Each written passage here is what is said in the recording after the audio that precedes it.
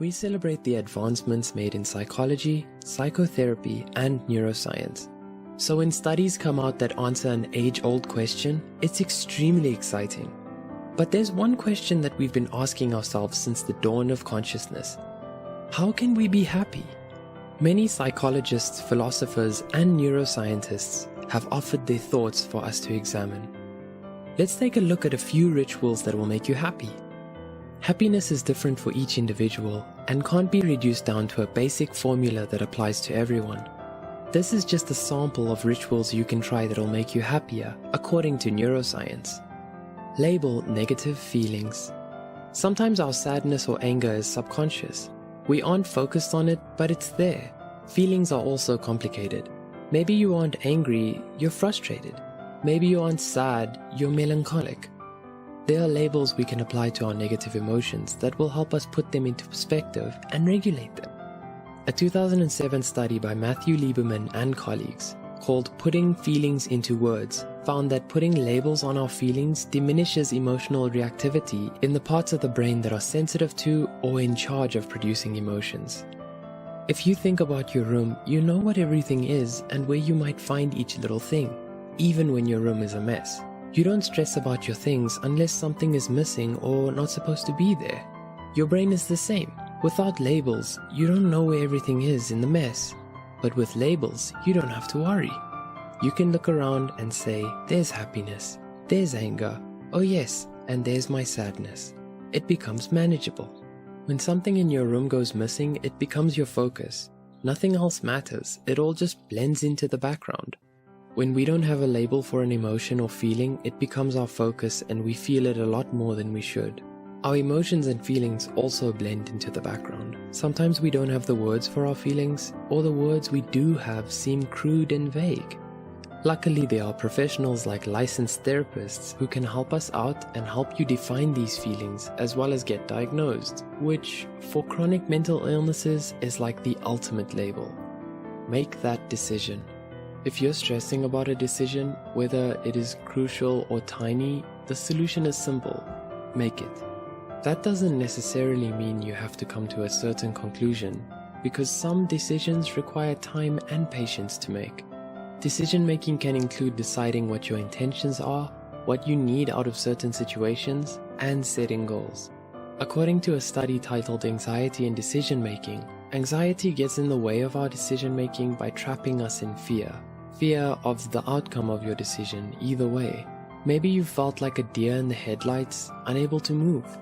A term used for this is analysis paralysis and is common in people with anxiety. It's okay to make a decision that isn't perfect. Make the decision that is okay for now, just so you can have some sort of conclusion and end your stress. Overanalyzing does more harm than good. Seek physical touch.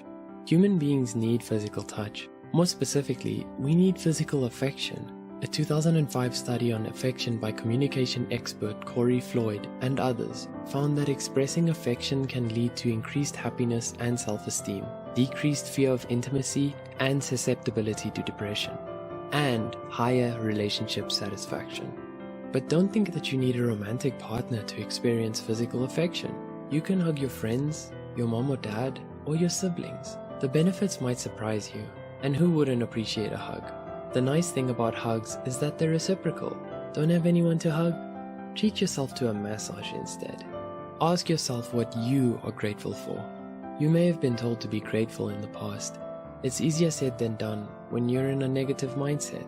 But the truth is, there's a lot to be grateful for. Neuroscience backs this up, according to neuroscientist Dr. Alex Korb, who explains that when we express gratitude, there's an increase in our dopamine and serotonin. Our emotions can take on a snowball effect. If you're looking for the things that suck, you'll find more and more. But if you're looking for good things, things you appreciate and possibly couldn't do without, you start to see more examples around you. So let's get that snowball rolling in the right direction and find some things to be grateful for. Maybe you're grateful to have access to the device you're watching this on. That alone opens up a lot of opportunities for you. Move your body. Not everyone is into hitting the weights in the gym, but that doesn't mean you can't still find a way to be active. A 2015 study by neuroscientist Lukas Konopka on the effects of exercise from a neuroscience perspective found that because the data indicates that exercise may provide significant effects, we should begin to incorporate exercise into our therapeutic designs for mood and cognitive disorders. In other words, exercise can elevate your mood. It doesn't take a lot. The study suggests just moving your body through dancing, lifting weights, running, or stretching for at least 20 minutes can greatly affect your mood. Try to set some time aside specifically for this. You can try it while watching TV or YouTube, or you can incorporate it with the next point. Spend time outdoors. This might seem like an old school way of thinking. You might have heard your parents or grandparents try to explain that the cause of your depression is your phone or computer. While there are studies that explain that social media use has negative effects on the brain, that information might not always be helpful. The idea of seeing the sun or touching grass being the cure for depression isn't totally true. However, there definitely are benefits that can help your mood. A study by Roger Ulrich, an expert in patient care environments, on the benefits of ecotherapy, a type of therapy that involves nature and being outdoors, states that connecting with nature has an ameliorating effect. This basically means that taking the time to breathe in fresh air, feel the sun on your skin, and feel grass or soil on your hands or feet helps you clear your mind. This helps with cognition and, of course, lifts your mood. Other studies, such as the 2020 study by psychologist and neuroscientist Aaron Heller, reveals that a general change in scenery helps you revisit stressful situations with renewed creativity and inspiration. As a ritual, before or after school or work, try to spend a little time in nature. As we said in the beginning, everyone is different. What makes you happy might not make others happy. Maybe there isn't a lot of nature where you live. Maybe you have a mental health condition that prevents you from seeing things to be grateful for. The main idea is that you try. You might not be able to do every single one of these, but we encourage you to give it a week and test them out. Go into each one with an open mind and heart, and know that happiness is definitely attainable. Before you go, please like the video if you enjoyed this or found it helpful. And don't forget, you can come back to this video anytime for a refresher on these rituals. Good luck, and remember, you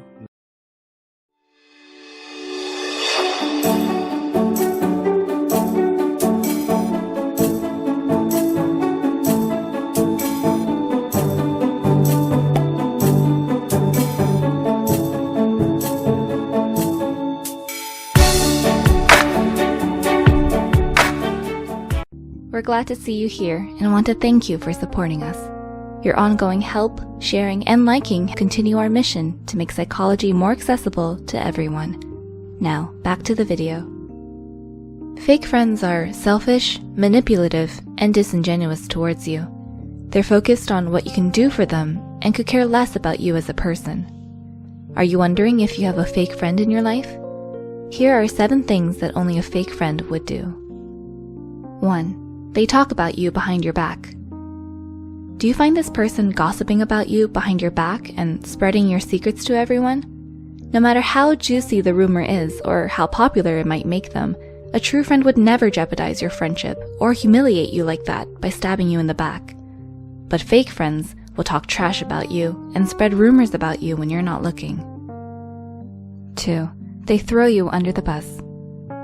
When the going gets tough, fake friends are willing to just throw you under the bus and pin the blame on you if it means saving their own skin. They don't vouch for you, they don't take your side, and they certainly don't stick up for you when someone is hurting or belittling you. The truth is, they don't think you or your friendship is worth putting themselves at risk for. 3. They constantly cancel on you. Have you spent weeks planning a trip only for your friends to cancel on you at the last minute? Was there something you were looking forward to doing with them, but they never even bothered to show up? No matter how many times you keep reminding them about it, your so-called friends never keep their word. You've had to learn the hard way over and over again that you can't ever count on them to come through for you. 4. They exclude you from their plans. Do they seem to conveniently forget to invite you to things? Do you feel excluded from group activities more often than not? Even if you go out of your way to invite them or tell them about your plans, they just don't do the same for you. 5. They call just to ask you for favors. Does this situation sound familiar to you? Oh hey, listen, I know we haven't talked in a while, but I need a really big favor. Do you think you could help me, please?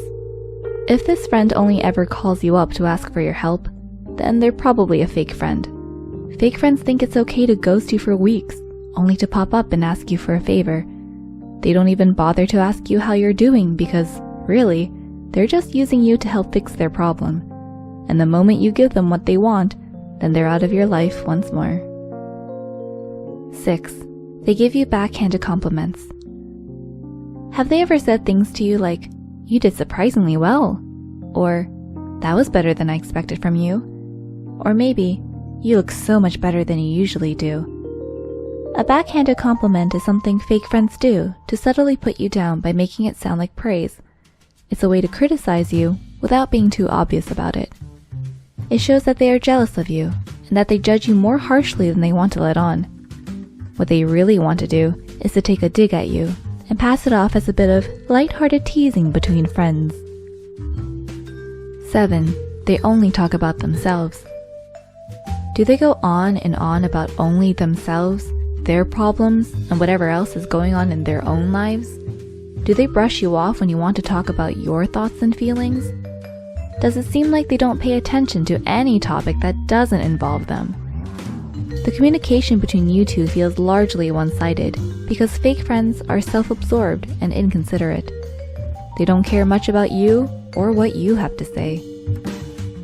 Like any other kind of relationship, all relationships need honesty, trust, care, and mutual respect to thrive and survive. But when it comes to fake friends, you'll notice that all of these things are sorely missing. Did anyone in particular come to mind during the course of this video? Have you ever been in a fake friendship before? Let us know in the comments below. While it's painful to find out that the people you once consider your close friends turn out to be fake, it hurts even more to keep denying yourself the truth and stay with someone who isn't any good for you. If you enjoyed watching this video, give us a thumbs up and share it with someone who might find it helpful too. Don't forget to hit the subscribe button for more videos. And as always, thanks for watching, and we'll see you next time.